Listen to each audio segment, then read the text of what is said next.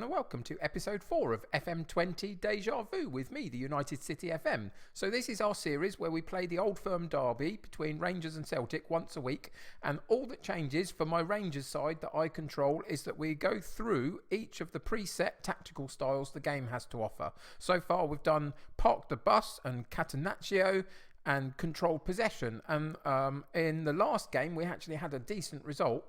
Some really interesting tactical thoughts and processes that have come out of the comments in the last episode. So if you go back and check over them, that would be really helpful to everybody, I think. The basic thought that we had is that 5 times, out of 6, let's say, or 9 times out of 10, or whatever you want to say, Celtic will probably beat this Rangers side, but occasionally things go for us for whatever reason, and we make the right choices to start the game, and Celtic don't, and sometimes they change their tactical style to cope with it.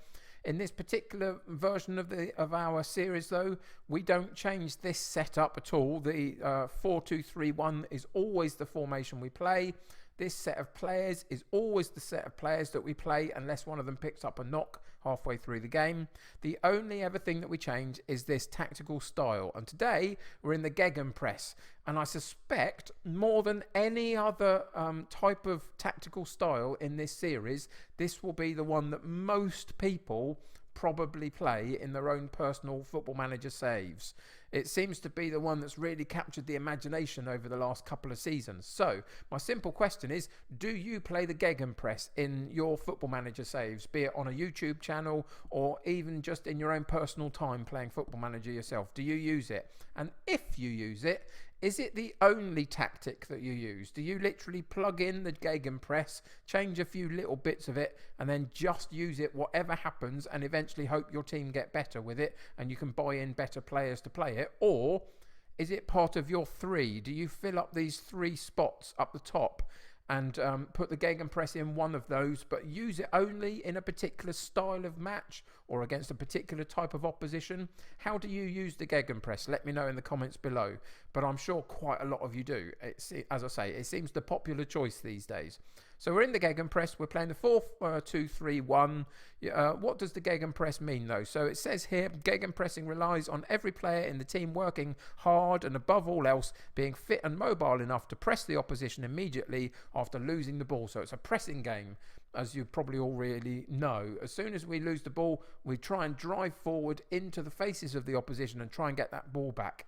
But how do you then play once you've got the ball back? What does the preset options for the Gegenpress look like?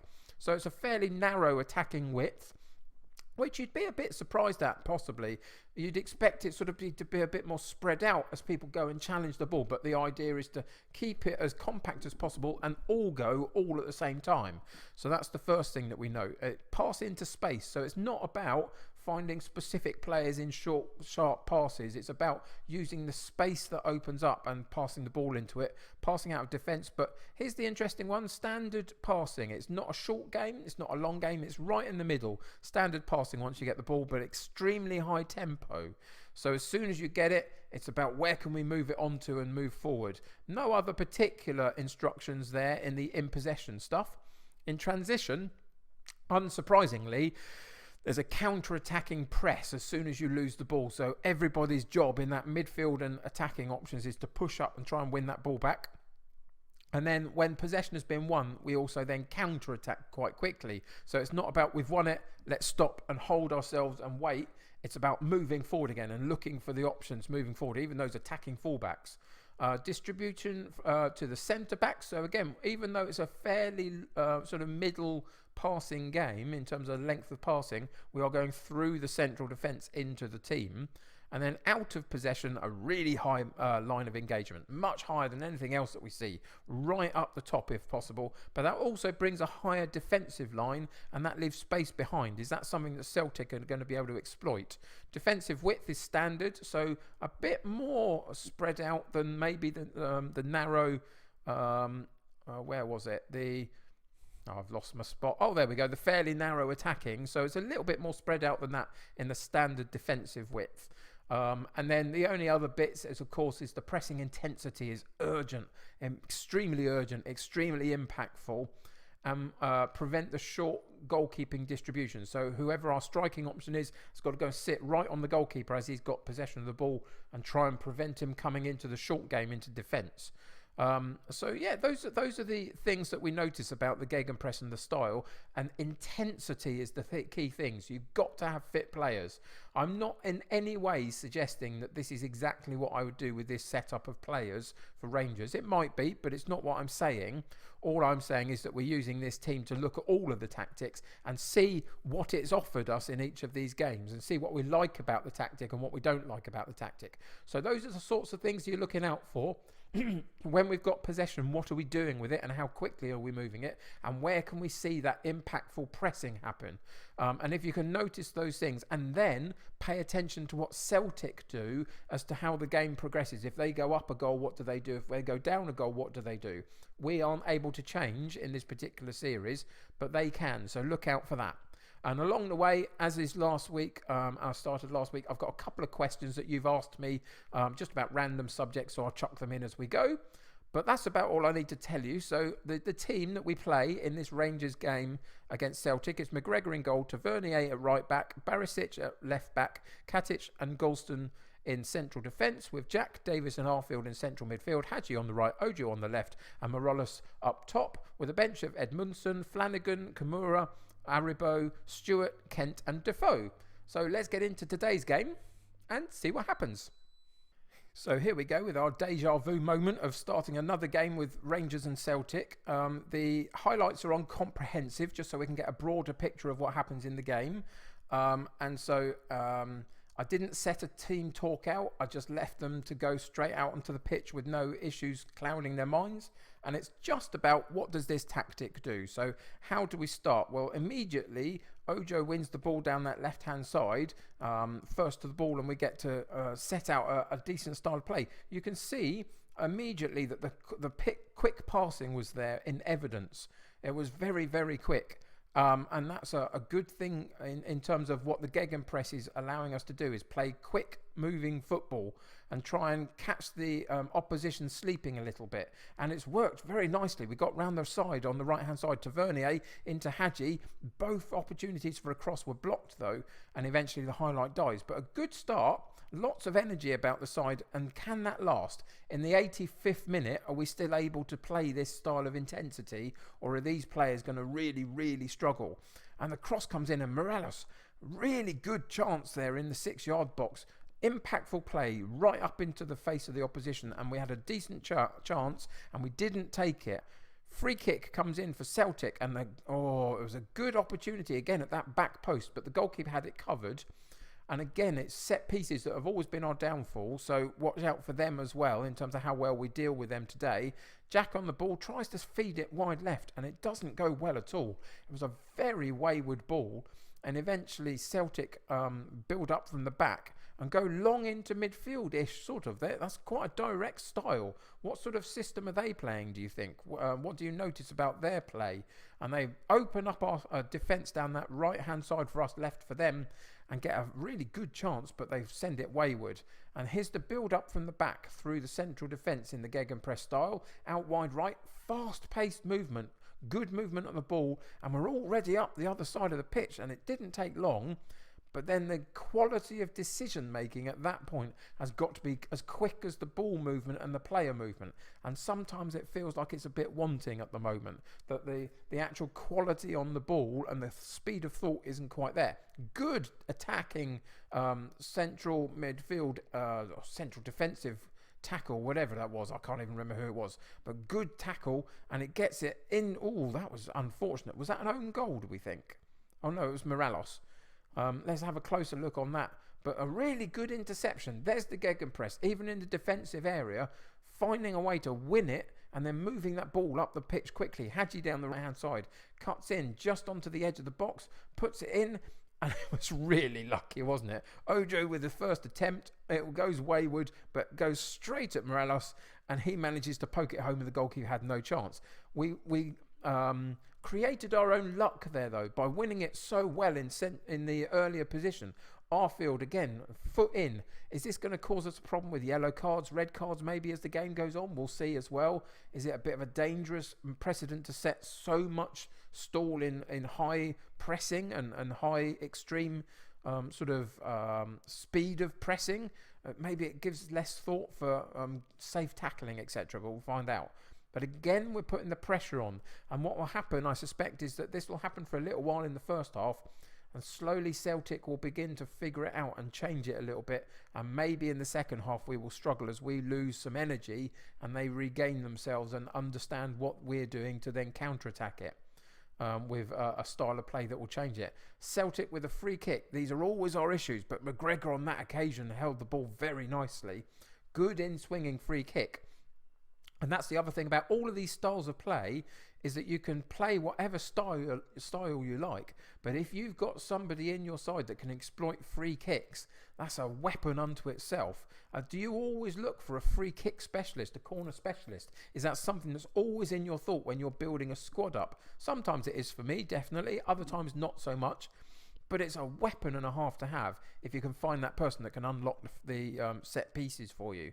Again, Celtic go fairly long. They're not building up so much because we're putting that press on them and trying to stop the short play into their central defence. And it's working fairly well. But they still manage to get the ball up the pitch, come back to their defence to then move forward again. It's quite long. I wonder if they're playing quite a long... It almost feels like a long sort of tiki-taka sort of thing. One in, one out, all the way up and down the pitch. But quite a lengthy version of it. We'll see as the game progresses. A good corner kick comes in for them as well, but we get it partially cleared. And Christie picks up the ball again. And again, we come out and we block the attempted crosses. Doesn't matter how you do it, as long as you get your body on the line, you're doing what we're asking you to do, which is constantly to press that ball and not give them the space. The diving in, though, is the issue, isn't it? Occasionally, if we get it wrong, we have a problem. They have a second attempt to that cross and get it in, but we clear it. Tavernier into Jack. Jack across the penalty box, and Davis is on the top of the penalty box, goes wide right again. Tavernier cuts in, and we're using a lot of that width very nicely and regaining possession well. And how do we then use the ball once we've got it? We go back to go forward potentially, and we lose the possession there. And that's the issue. That's the issue again. Is that slightly middling length of pass and that speed? You've got to get it right, and we're not always getting it right. And then we make silly fouls occasionally as well. But we are still working really hard and really well. You can see the match stats suggest that we've had more possession than they have in the Gegenpress style, which is interesting. And a couple of more attempts at goal than they've had as well, which is really good to see. And there was another one completely free and unmarked at the top of that central point of the penalty box. Should have got it on target at least. Celtic go wide out to the left-hand side, but it's quite direct. We are stopping them coming out into that central defensive area, which is good. And there's the press on him, so it makes him make a mistake. But unfortunately, we lose the ball in midfield to Celtic, and they win that second ball. And they've approached us down the left-hand side, get a chance for another cross in. Can we get the block? We do partially get the block. They have another attempt, and a third attempt, and we're blocking all the time, putting our body on the line. It's great to see that style of intensity in and around the box, of last-ditch efforts and attempts to get that ball. And to hurry them and harry them, which we're doing quite nicely. Another block down that side. And leading up to half-time, if we can keep this out, which we have, this has been a really good first half. You can see that in the context of building a squad and a style of play into your squad, the Gegenpress is such a useful tool to have. But is it sustainable for 38 games of a Premier League season, let's say? Or however many games it is in Scotland for an entire season, to play that intensity all the time. You have to build quite a structured squad to be able to play it, I think. Tavernier countered attack this time down the right hand side, got in, and Morelos with the first shot, which is parried, and Ojo with the follow-up. And again, we're making our own good fortune. It's one of those things. We've talked a little bit about The fact that football is a game of luck a little bit. On a given day, a striker can get 3 goals, whereas next week he can, not even hit any part of the goal. It will always go to the corner flag nearly. He just has an off day. You've got to have a little bit of good fortune. But sometimes you make your own good fortune by the style of play you have. And Hadji's on a fine line there. He's got a yellow card already and he's diving into these challenges. But you make your own luck occasionally by playing the system and the style that you do. And today we're making our own luck by winning the ball back well and then counter-attacking well and using the space that opens up. And here's a case in point. Hadji picks up that ball on the penalty area of our own penalty area and gets it all the way down to the other end, running directly with the ball, and brings us up the pitch, which is encouraging and good to see. Celtic managed to get through the press at that point. Short, sharp passes might break the press more than their slightly longer balls that they've been playing up to this point. And maybe that's what they'll come out and do in the second half. Watch out for that. Do they change their length of passing to see whether they can make us chase the ball and not the man? And in doing so, open up space for them to get out of the press. We'll have to wait and see. We go slightly more direct on that occasion, down the left-hand side. Berisic on the left-hand side gets the ball in, and another chance, but it was cleared well by their central defenders, and again quite directly up to Edouard, but he was in offside position. So they're playing quite an interesting style, Celtic. Sometimes it seems to be quite short, sharp. Sometimes it's quite long and direct. And whatever it's been so far, this Gegenpress for us has worked with Morelos and Ojo on the score sheet to 2-0 up, which is very encouraging. If we're not going to make any changes, we're not going to go in and take anybody out. Even Hadji, who's on a yellow card, is going to have to see whether he can get through the second half unless someone picks up an injury. So straight in, no team talk, nothing else. And we'll just see whether Celtic have managed to figure this out at all and what that means in terms of we've got a lead. If we start to lose it and we still play the Gegenpress because we don't change it in this series, is that going to haunt us? Are they going to find a route through and get maybe a draw in the last few minutes because we're too attacking maybe? Who knows? We'll find out. Maybe our intensity will have worn us all out. They've got through our central defence a little bit there, but again we win the ball back very, very well. It's very encouraging to see. But Celtic have got their own chances, and so we'd still have to be on our mettle and keep that work rate up. And it'll be that, I think, that's the most challenging thing to do. Again, we found space down the left-hand side with Berisic, but he doesn't quite control the ball well enough. But eventually it goes out for a corner kick, which Berisic is going to take for us down that left-hand side to the far post, and they get it partially cleared. Jack picks up the loose ball, and what do we do with it? We go slightly more middling in terms of our passing length, and quite speedy of thought. We don't dwell on the ball too much. 1-2 touches out of your feet and pass it on as much as you can. And so far it's working because Celtic are chasing shadows, which is quite fun to watch actually. Having played a couple of these games and been absolutely tonked by them, to watch them chasing around shadows is quite fun to see. But occasionally we lose the possession, and then they've got the capability to really damage us if we're not on our mettle. Can we get another good attempt? We didn't even have to get a decent block in or a tackle in. They just misread the situation. Tavernier picks up the loose ball and really piles that run on right into the area of Celtic from one end of the pitch to the other. And we've seen that a couple of times in this process. Do you find that in the Gegenpress that a couple of your players are able to run the full length of the pitch at times? Is that something you notice in other styles of play that you have in your tactical situations for your side?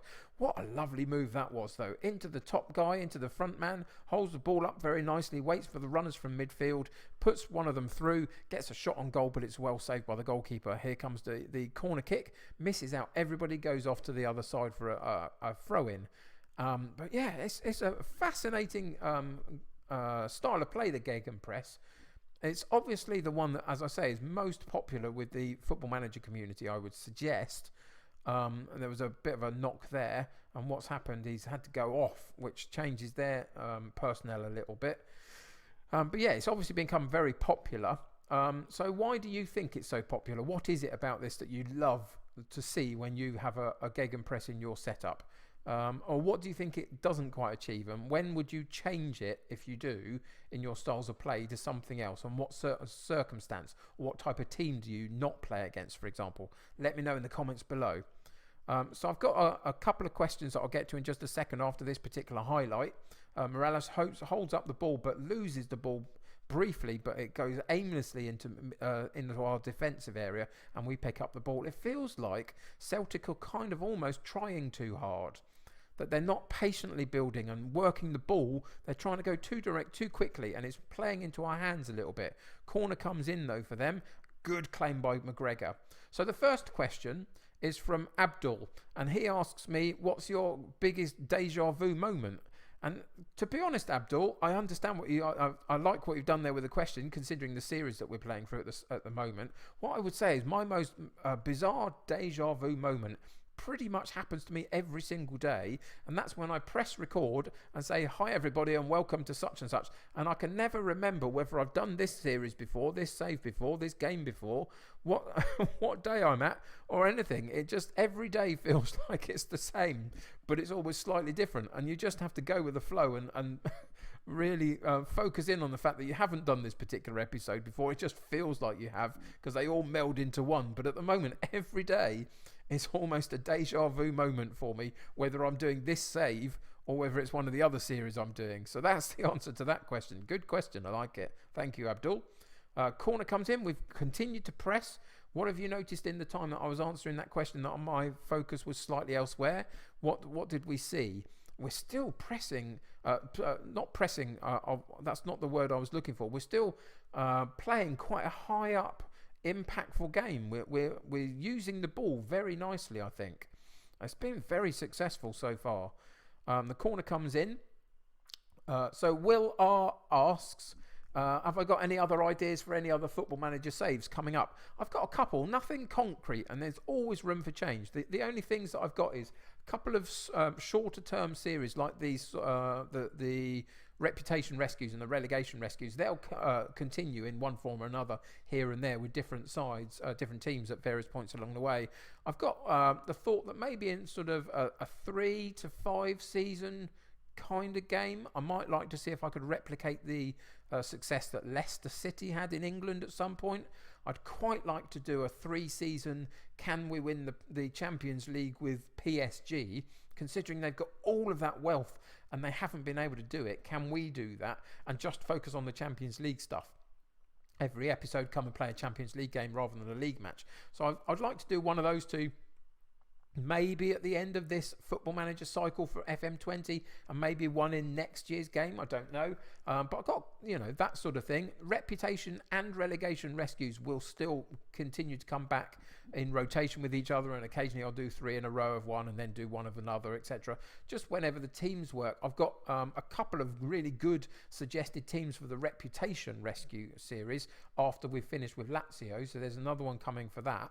Other than that, though, with the Deja Vu series, with the reputation and the relegation rescues, with my beta battle that will come at the beginning of every cycle, with a journeyman series currently in terms of rolling in the L's, there are lots of things already that I've done. So if you've got any other ideas as to what you would like to see, let me know in the comments below. But those are some of my thoughts, and some of the people that watch will think there's some good stuff in there, and others will be turned off by that completely. And that's part of the gig, really. I can't, I have to do what I feel like doing and what I really want to do, whilst also understanding I need to keep the audience. But, you can't please everybody. So, yeah, those are some of the thoughts I've got.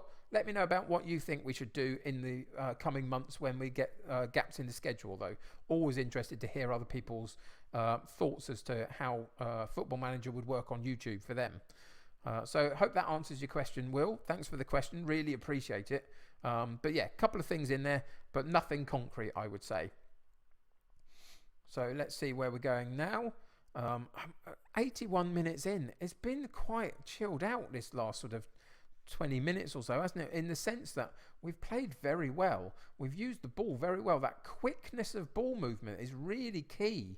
to stopping them from being able to get at us. And again, there was a lot of good movement of the ball from the right-hand side across the top of the penalty box, down into the left-hand side, into the penalty area for a decent attempt. And it's all about that quickness of ball movement. Even in the what I like in the game myself, in things like the vertical tiki-taka, which we'll see at a later date in this series, is quite a decent amount of ball movement and not running too much with the ball. It happens occasionally, but not too much, because it's harder for the opposition to run after the ball than it is to after people with the ball. I like that style of play myself. A bit more ball movement and a speed of thought is so. The Gegenpress works quite well in that style for me. And again, back and forth, back and forth. You saw it there. 1-2, 1-2 with the ball just makes the shape of the defence move a little bit for opening the gaps and then getting a chance at goal maybe.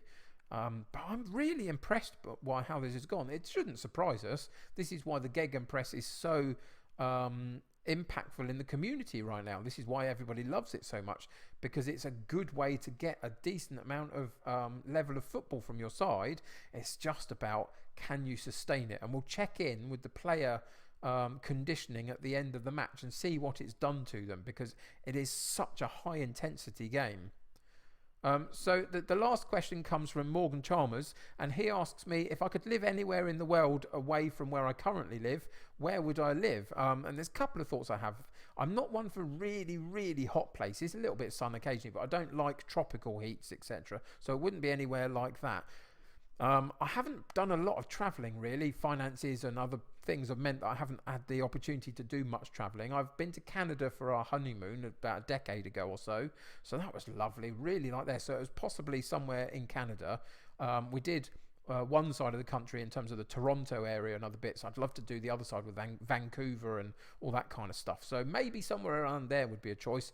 The other option for me, just being a real fan of geeking out on something like Lord of the Rings, I'd love to go to New Zealand and check out all the sites for Lord of the Rings and all that kind of stuff. So maybe somewhere in New Zealand is another option as well if I had to pick somewhere. But I am absolutely perfectly happy where I am.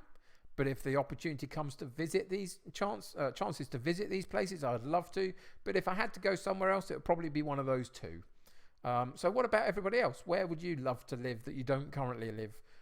Where would be your ideal destination? Give me those sorts of thoughts in the comments as well. Really interested to just get to know you guys a little bit and what you think about stuff.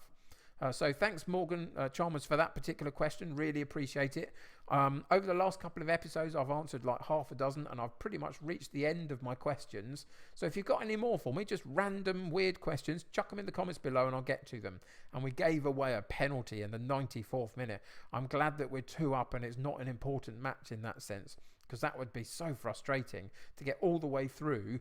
But that's part of the issue of the Gegenpress, and why sometimes maybe you should take it off in the last section of a game, because if you're already 2-0 up and you're still driving and you're still pushing, it opens you up to making an error in that 90 minutes and even getting players sent off for doing silly things at times. So maybe that's, one of the things that we learn again in this series is why we've got 3 slots for tactics, and it's best to try and find a way to use them potentially, because then you've got different options for parts of the game and for different opponents. But there we go. The Gegenpress was very successful. We had a decent amount of possession. We had a decent amount of opportunities. We didn't get too many yellow cards, which kind of surprised me a little bit, I must say. But what did it do to the player conditioning? You can see that it has dipped them down only to the mid-70s after the game has finished and they've all sort of taken a breath. So I don't think that's too bad, actually. I think this group of players coped quite well with it, and the average ratings were good, and Celtic couldn't find a way to counter-attack it. They went too direct for too long, I would suggest, or at least medium terms in their passing, and they probably should have quickened their play up a little bit and passed around us more and made us chase them a little bit more than we did. But that's the Gegenpress. We can come straight out. I don't need to do any team talks or anything like that. It doesn't matter what happens in the league, because we're going to be resetting this game and coming back in for next episode And let's check out which one we get for the next episode. The next one, we go direct counter-attack. So we're going to be soaking up the play again and driving off from that point and seeing whether we can counter-attack on them. And what does that do to our game if they go up or we go up in the game, etc. Lots of things to think about in that one.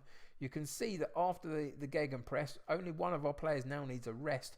As I say, we reset this so it doesn't matter, but that's the first time possibly I've seen that from a player after having played one of these 90 minutes. So that's what the intensity does. So do you just, doesn't matter what side you go into, do you just play the Gegenpress because it's the Gegenpress and the intensity does your players in and you just don't worry about it? Or how does that work for you? Anyway, I will stop rambling. I love this series myself. I know some of you do too, and I love your tactical feedback. Keep giving it to me. Keep telling me what you notice about the Rangers setup and about the Celtic setup and what you think about this this series so far. But I'm really enjoying it. I like the slightly longer episode to go through these and really check them out. I hope you're enjoying it too. I hope you're learning some stuff too. And at the end of it, we'll be running a poll or something to see if you could then put 3 tactics together to cover all of your bases out of these 10 that we're looking at. Which ones would you use? So we'll do that in the last couple of episodes and see what people think. Anyway, thanks for joining me today. If you haven't subscribed to the channel, please do so. It really helps me to know that people are connecting to what I do. If you like this particular episode, I really enjoyed this particular episode. The Gegenpress is popular for a reason. If you enjoyed it, click that like button though. Helps me get seen by lots of other people. Until next time, take care of yourselves. I'll see you very soon. Bye for now.